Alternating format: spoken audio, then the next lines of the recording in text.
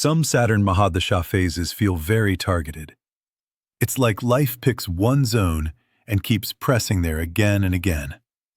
Only relationships, or only deep fears, or only loss and isolation. Whenever I feel that kind of focused pressure, I ask myself one simple Vedic astrology question. Where has Saturn actually sat down in my chart? I'm Akash, trying to make astrology simple for you. We've already spoken about Saturn in the 4th and 10th houses. Now I want to take you a little deeper into 3 of the most intense placements when Saturn is my Mahadasha lord. Saturn in the 7th house, relationships and marriage. Saturn in the 8th house, deep karma, fear, and transformation. Saturn in the 12th house, loss, isolation, foreign lands, and moksha. I'll keep it as a straight, first-person story, with real, daily life examples. Saturn in my 7th house, when Shani sits inside my relationship room. When Saturn is in my 7th house and it becomes my Mahadasha lord, it's like Shani Dev has entered the drawing room of my one-to-one relationships and quietly locked the door from inside. The 7th house is about marriage, long-term partnership, business partners, even how I deal with the public. In this phase, relationships stop being casual. They become serious business. If I'm single, it can look like this. Relatives keep asking, "Shadi ka kya plan hai?" Profiles are made on apps and websites, horoscopes get matched, meetings are fixed. And yet things keep getting delayed. I meet someone nice, but timing doesn't work. I like someone, but family doesn't agree. Family likes someone, but I don't feel ready. On the surface, it looks like bad luck. But from a Vedic lens, I know. Saturn is saying, don't rush, choose with maturity. If I'm already in a relationship, this Mahadasha phase becomes a testing ground. Small things start demanding grown-up conversations. How will we handle money? Whose career will take priority if we move cities? How do we deal with in-laws, boundaries, children? Earlier, we could just say, we'll see. But now life doesn't let me escape. Saturn keeps bringing the same topics back until I learn to talk like an adult, not like a Bollywood character.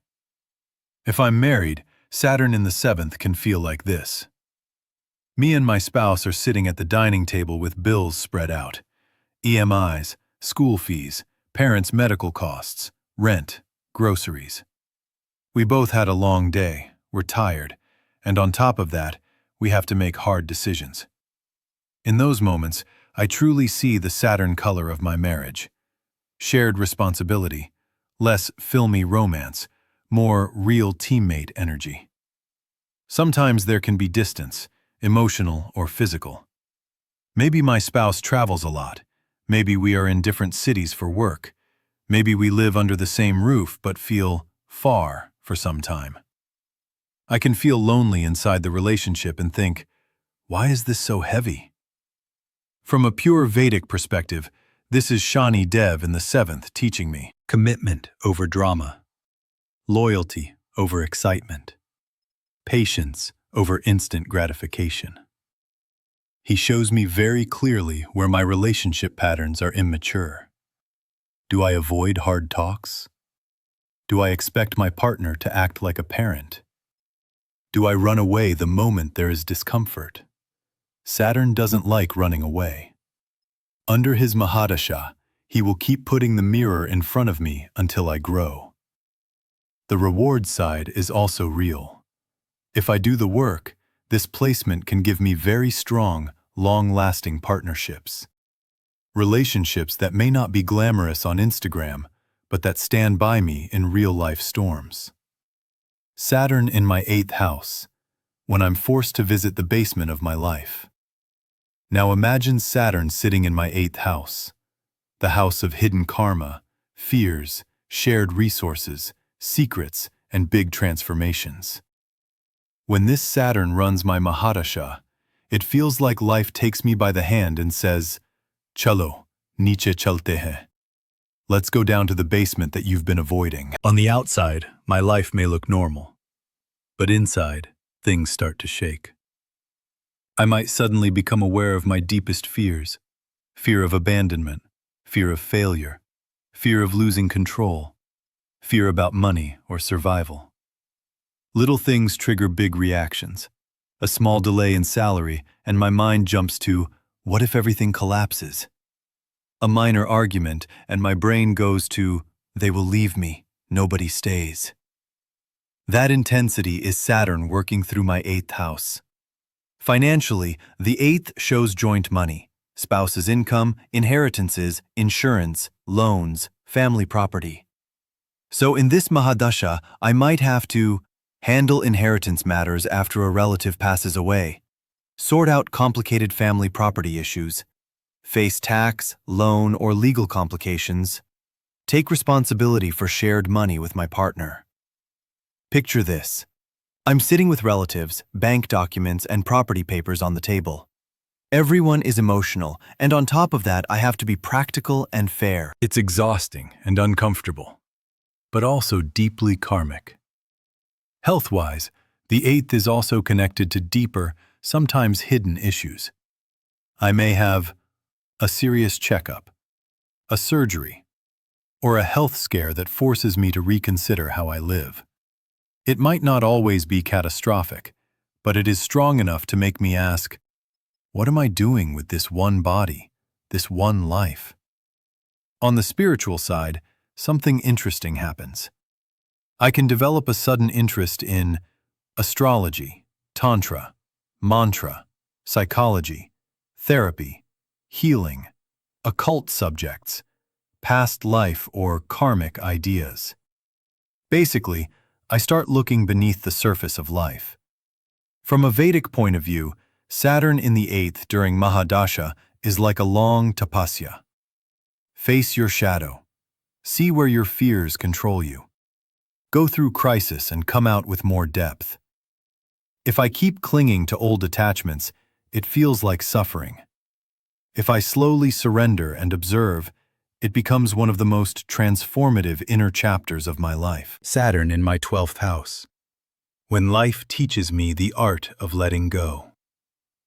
Now let's move Saturn to my 12th house, the house of loss, foreign lands, sleep, the subconscious, and moksha.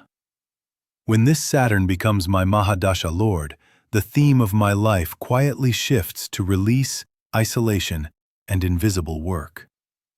I may notice that money seems to flow out more, on health, travel, family, or just slow leakage. I spend more time alone, by choice or by circumstance. I think more about the meaning of life, not just the routines of life. Imagine this phase.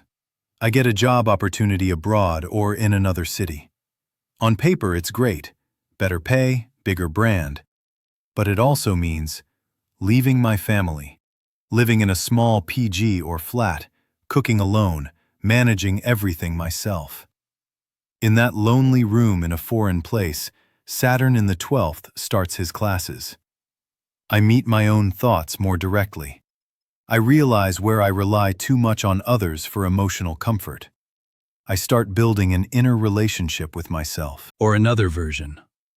I'm not abroad, but I'm spending a lot of time in hospitals, visiting someone, managing treatment, dealing with overnight stays.